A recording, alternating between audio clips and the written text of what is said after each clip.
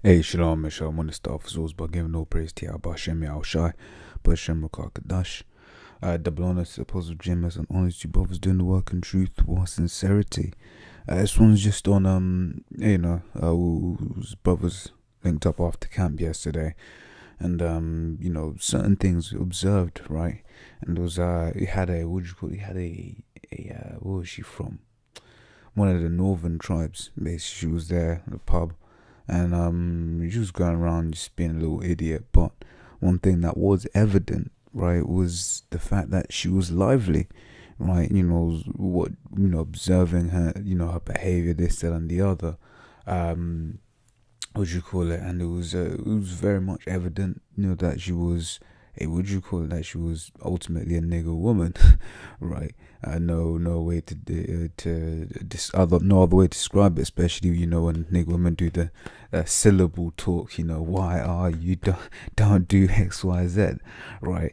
And it's just the characteristics of our people, and that's just what the shame is, because it has to be said that the Israelite woman is by far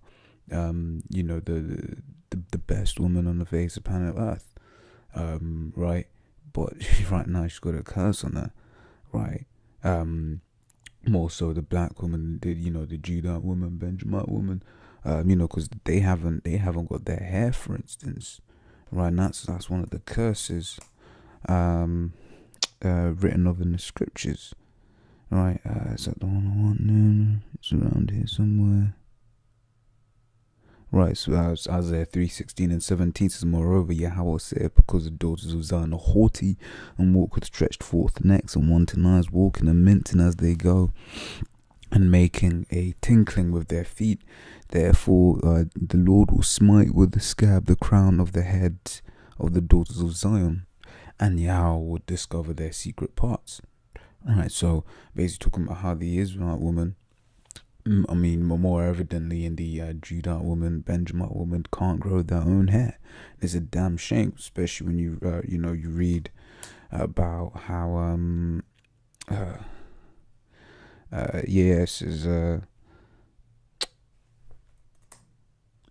First Corinthians 11 and 15 says, but if a woman have long hair, it is a glory to her, for her hair is given her for a covering. Right, so a woman's hair is her glory, yet the Israelite woman doesn't have that, right? But like going back to the story, it was very evident that this woman was Jade. I mean, she looked like a white girl, because them northern tribes, especially, I think she's saying she's from Colombia, right? Had a full, you get Colombians that will look all colors of the spectrum, and that's just the nature of our people, especially northern kin, and they'll look like different shades, right? But it says Exodus 1:19 says, and the midwife said unto Pharaoh, because the Hebrew women are not as the Egyptian women, for they are lively, and are delivered ere the midwives come in unto them, right? Now, like I said, women are lively, but what I was also realizing as well is that's another way you can tell. Not realizing it's something that but it's another way we can tell, whether a woman is an Israelite woman or a heathen woman, right? Because you get Israelite foreigners, and I'll be around, say, some Eastern European women, and they'll be quite lively, right? They'll you'll be just there doing what you're doing, and they'll quote unquote catch you slipping. You won't expect them to basically behave like a nigger woman, right?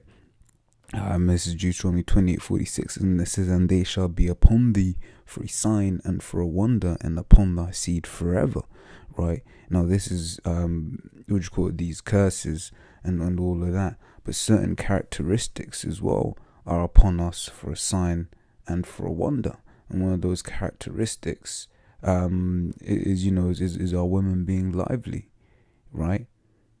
And they, she was basically talking about catching. She talking about how her parents, how her family were catching hell, right? Another proof as well. I mean, obviously we know because she said that she was she was one of the Northern Kingdom. She was Colombian, right? But you get people that will say that the Latins aren't part of the 12 tribes, right? But they're going through the same curses that Israel's going through. I mean, as in the dark-skinned, Judah and Benjamin are going through, right? And that is where you can identify who is who, right? Because they're still going through the same thing we're going through, right? They still get the slander, right? But it is what it is, right? And just on the point that I was saying as well about how you have, our people, our women scattered, through these heathen nations, right? This is Deuteronomy 28:64 says, "And Yahweh will scatter thee among all people from one end of the earth even unto the other, and there thou shalt serve other gods, which neither thou nor thy fathers have known, even wood and stone." Right? So that's one of the curses, the fact that we'll be, scattered amongst, all the nations on the face of planet Earth, right? And yeah, so that's basically the point I wanted to make. Our women are lively, and that's the way you can tell, amongst the heathen, which women are Israelite women. Well, you might be dealing with someone you think is a heathen woman, and then she's working it in the bedroom. You're like, fuck, she's working it like a Jake woman, because more than likely she's a Jake woman, or she's behaving much the same. She just looks different, right? But yeah, like I said, I just wanted to cover that real quick. So that will say shalom.